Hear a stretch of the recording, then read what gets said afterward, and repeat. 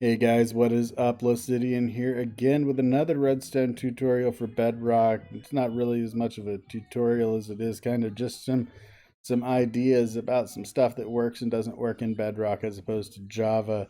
So we're going to jump right in, and today we are going to be looking at some logic circuits. Now logic circuits really between Bedrock and Java Edition, they pretty well all seem to function exactly the same. These are some of the most simplistic designs that we've got. So just bear in mind, this stuff will pretty much work in Java Edition and Bedrock Edition, but it's nice to be able to see them all in one compact location. So let's get right to it. So an AND gate allows you to have a signal on, like you get your light on back there. Signal is on if both inputs are on. If one input goes off, that lets this redstone here light up, which turns off this little redstone torch right here, which kind of powers down the light. So if either one of them is off, that lets that redstone light up. So this is a standard AND gate. If one or both is off, then it turns it off. If both are on, then you get your redstone power at the back. This is a NOT gate, and a NOT gate is really simple. Power in, turn the torch off.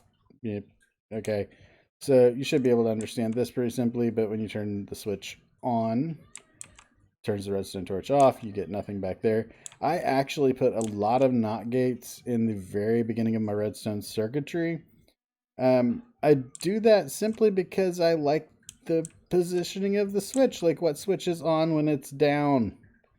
This is something that's kind of always bugged me with the redstone switches.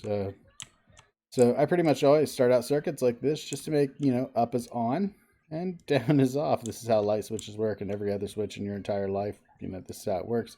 Maybe in some different country that's different, but at least here in the good old USA, that is exactly what we get, so I like that behavior. Now you can combine this. This is a NAND gate. This is a NOT AND gate. So basically what this does is it allows the signal to be off if both inputs are on.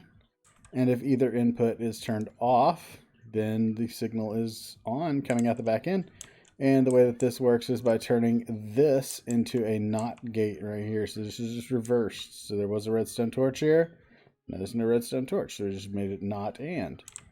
All right, moving on to the next, we got an OR. So this OR says if either input is on, then the signal is on. Now this, I actually kind of don't like this this particular design quite as well. So if this or this is on, so if you turned it on from anywhere, it's on.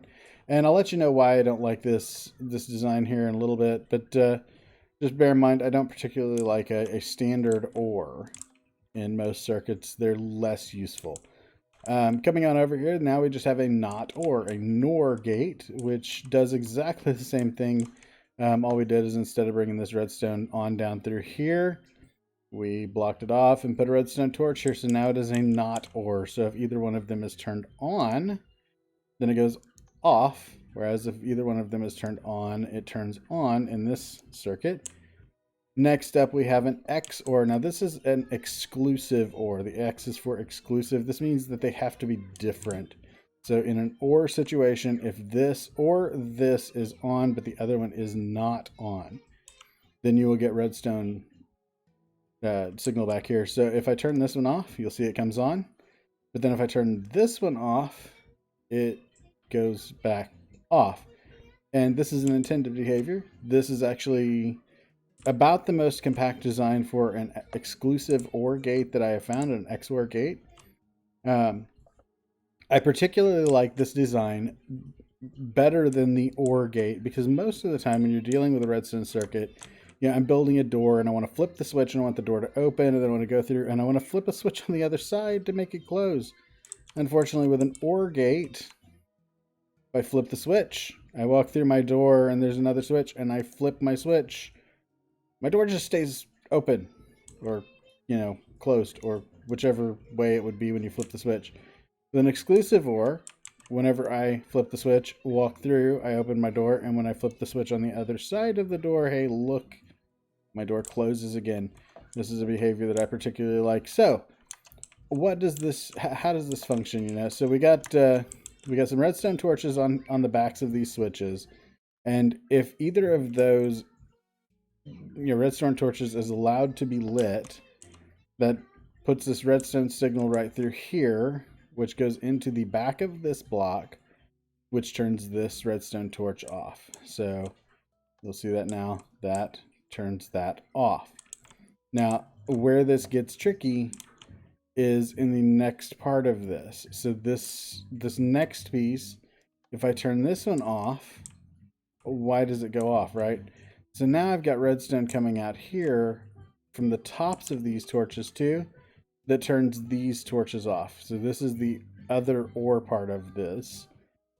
So this is the NOR portion, and this is the OR portion in here. So if this or this is off, then this lights up and turns this torch off.